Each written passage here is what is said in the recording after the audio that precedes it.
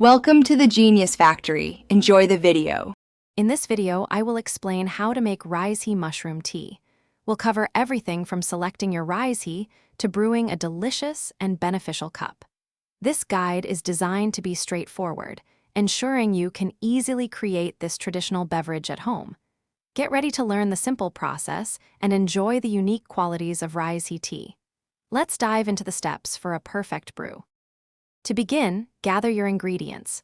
You'll need about 10 to 15 grams of dried Reishi mushroom slices, which you can often find pre-sliced.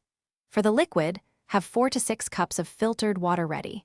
You'll also need a medium-sized saucepan for simmering and a fine mesh strainer to separate the mushroom pieces from your tea.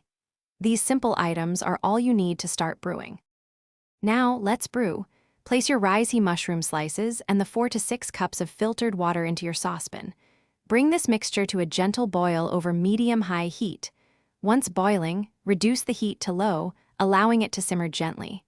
Let it simmer for at least 60 minutes, or for a stronger brew, up to 2 hours. This slow process extracts the beneficial compounds. Once brewed, carefully strain the Reishi tea into your favorite mug or a heat-proof container, discarding the mushroom pieces.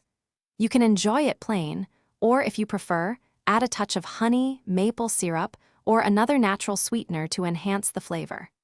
Any leftover tea can be stored in an airtight container in the refrigerator for up to 5 days, ready for you to enjoy later. Thanks for watching. If you found this helpful, don't forget to like and subscribe.